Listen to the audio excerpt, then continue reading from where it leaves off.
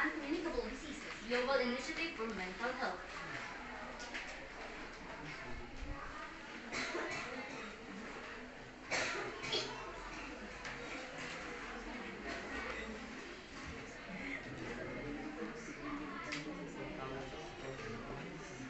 Let's call Mayet and Angelica for the news of rollback malaria. Thank you, Ms. Ezra. Rollback malaria is a global effort to reduce the number of deaths from malaria infection through heightened prevention, tools, rapid response to outbreaks, development of new anti-malarial products, and effective treatment of the infection. I am here at Villahermosa, Kawayan, Masbati with Ms. Mancao, and let's interview her. Ms. Mancao, what is the specific objective of rollback malaria? First, to enable and to increase the capacity of caregivers to recognize malaria promptly and take early appropriate action.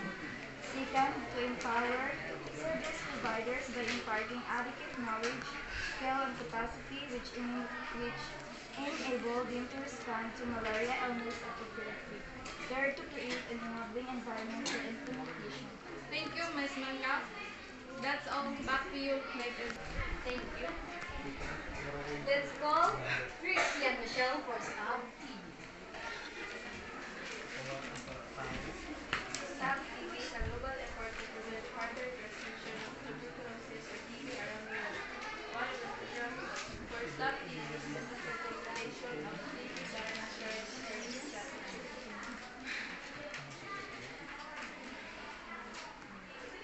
Thank you. It's now for the Global Alliance for Vaccines and Immunization.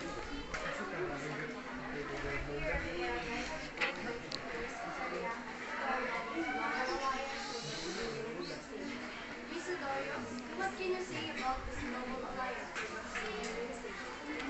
The Global Alliance for Vaccines and Immunization is a global strategy which aims to assist and control immunization programs and introduce new generations of scientific vaccines into use in developing countries across the world. What types of vaccine which could help reduce the number of deaths in children aged 5 years old for these new vaccines, which include vaccine HPV vaccine, hepatitis B vaccine, childhood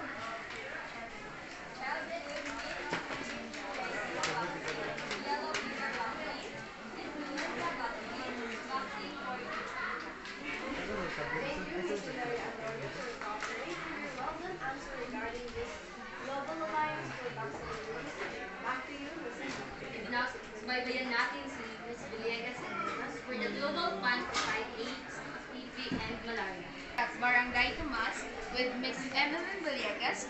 So, Miss Emeline Villegas, what can you say about the World Health Organization initiative regarding the global plan to fight AIDS, TB, and malaria?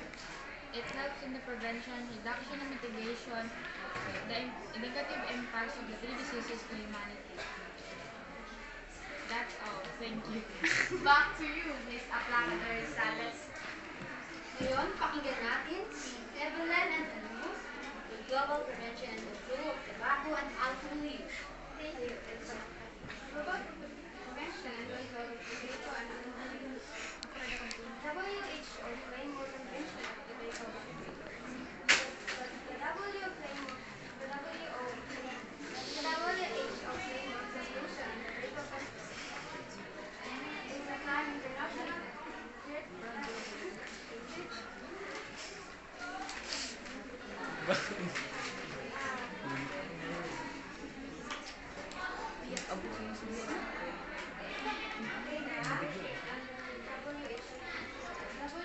Ang sama na ng video.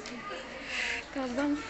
reaction to the global epidemic of tobacco use in the it confirms the right of every individual across the world to the highest standard of promoting public health and providing more legal means of global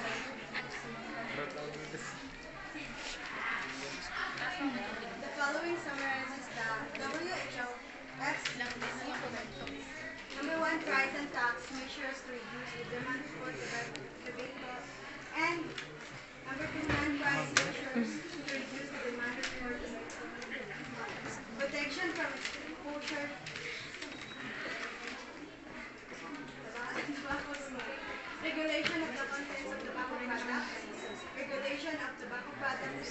consumers. Through publishing and labeling of tobacco products, education, communication, training, and public awareness. Demand reduction measures concerning tobacco independence revenue, cessation, and tobacco advertising, promotion, and sponsorship. Global strategy for the prevention and control of non-communicable diseases. Agenda, which is spearheaded by the World Health Organization, is that this can raise the priority accorded to the non-communicable diseases at global and national levels, and to integrate prevention and controls of such diseases into policies across all governments. This can also establish and strengthen national policies and plans for the prevention and control of non-communicable diseases.